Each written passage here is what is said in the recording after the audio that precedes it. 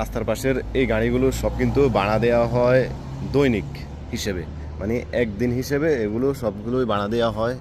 এগুলো হলো মুক্তব। সৌদি আরবে যাদের গাড়ি চালানোর শখ, ড্রাইভিং লাইসেন্স আছে, তারা কিন্তু চাইলে যে কোনো একটা গাড়ি ভাড়া নিয়ে চালাতে পারবেন।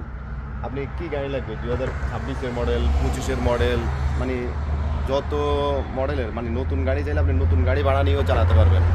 এটা হলো করোলা 2025-এর মডেল। এটা হলো নিশান সান্নি।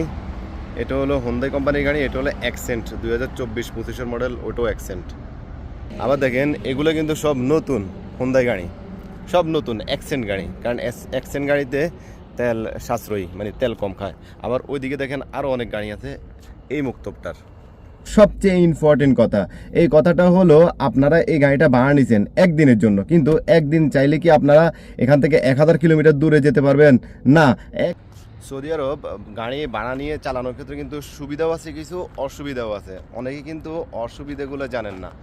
আর আপনাদের যদি একটা ড্রাইভিং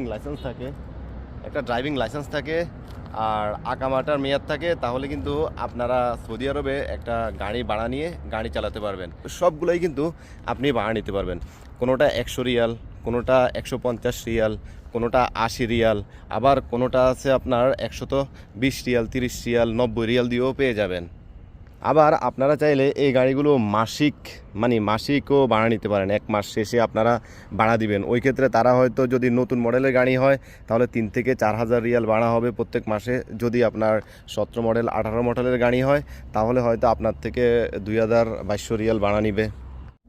এই রেন্টাল গাড়িগুলা আপনারা পেয়ে যাবেন রেন্টাল সব যেগুলো আছে, মানে গাড়ি কার রেন্টাল মুক্তব যেগুলো আছে সৌদি আরবের যে কোনো জায়গায়, যে কোনো সিটিতেই কিন্তু এটা থাকে। একটা না, প্রায় একটা ছোট্ট সিটিতেও প্রায় 5-6টা রেন্টাল গাড়ি ভাড়া দেওয়ার মুক্তবগুলো থাকে। তো আপনারা এখান থেকে আপনাদের ড্রাইভিং লাইসেন্সটা আর আকামা দিয়েই কিন্তু আপনারা গাড়িটা ভাড়া নিতে পারবেন।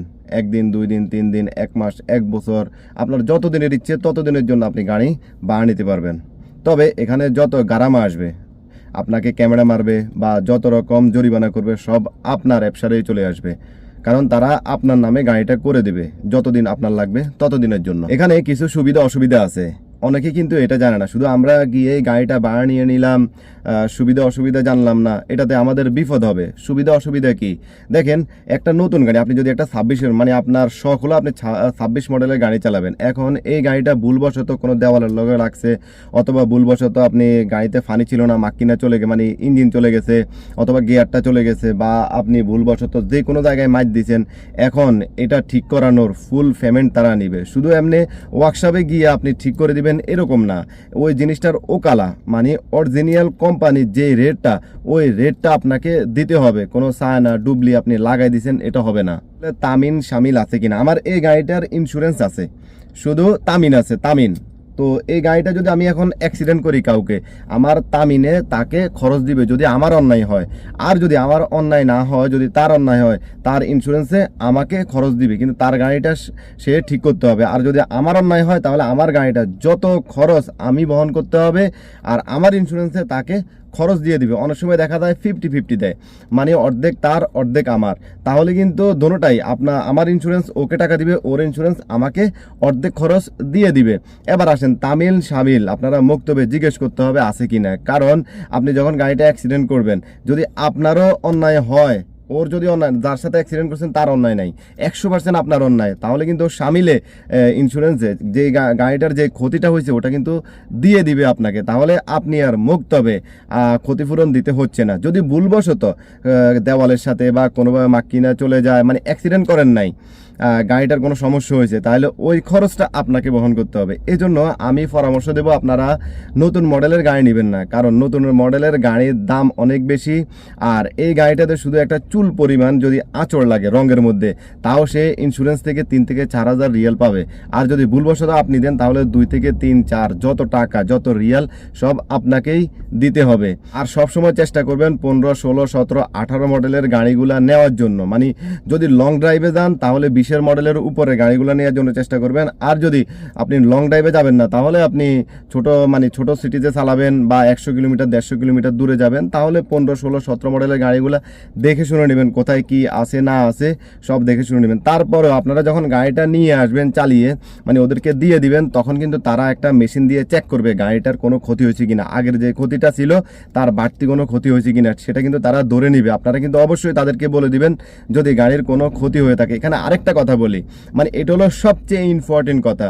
এই কথাটা হলো, আপনারা এই গাড়িটা ভাড়া নিছেন একদিনের জন্য, কিন্তু একদিন চাইলে কি আপনারা এখান থেকে 1000 কিলোমিটার দূরে যেতে পারবেন?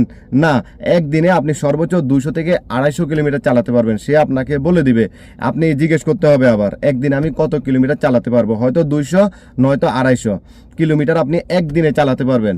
আপনি একদিনে নিয়েই 500 কিলোমিটার চালিয়ে নিছেন, আইনা দিয়ে দিছেন, শুধু একদিনে ভাড়া দিবেন, এটা নিবে না তারা দেখবে আপনার মিটারটা কত থেকে কত পর্যন্ত গেছে, আপনি কত কিলোমিটার গাড়িটা চালাইছেন। যদি আপনি 250 কিলোমিটার তাদের সাথে কথা ধার্য হয়ে গেছে, এখন যদি আপনি 500 কিলোমিটার চালান, তাহলে 2 দিনের টাকা আপনাকে দিতে হবে। আর মনে করেন আপনি এখন লং ড্রাইভে যাবেন, 400 কিলোমিটার 500 কিলোমিটার 600 কিলোমিটার, তাদের সাথে কন্ট্যাক্ট করে নেবেন যে আমি গাড়িটা আজকের দিনের জন্য নিতেছি, হয়তো আমি 200-300 কিলোমিটার বেশি চালাবো। তাহলে তারা প্রত্যেক কিলোমিটারের জন্য একটা পয়সা নির্ধারণ করে দিবে আপনাকে, মানে ওই পয়সাটা দিতে হবে আপনার প্রত্যেক কিলোমিটার বাড়তি চালানোর জন্য। আপনি এই গাড়িটা প্রতিদিনের জন্য নিতে পারবেন, মাসিক নিতে পারবেন, বা আপনার যতদিন খুশি ততদিনের জন্য আপনি নিতে পারবেন, নিয়ে গাড়ি চালাতে পারবেন। অটোমেটিক গাড়ি, গিয়ার আদি মডেলগুলো আমি দেখি নাই, বেশিরভাগ ওইখানে অটোমেটিক গাড়ি, কারণ নতুন মডেলের গাড়িগুলো সব অটোমেটিকই হয়। আর নতুনদের জন্য সবসময় অটোমেটিক গাড়ি, বা লং ড্রাইভে যারা জার্নি করবেন তাদের জন্য অটোমেটিক গাড়িগুলোই বেস্ট। ভিডিওটা ভালো লাগলে অবশ্যই লাইক করবেন, কমেন্ট করবেন, নতুন হলে সাবস্ক্রাইব করবেন। আর যদি বুঝতে কোনো সমস্যা হয় আমার কমেন্ট বক্সে কমেন্ট করবেন, বুঝিয়ে দেব। আল্লাহ হাফেজ, আসসালামু আলাইকুম।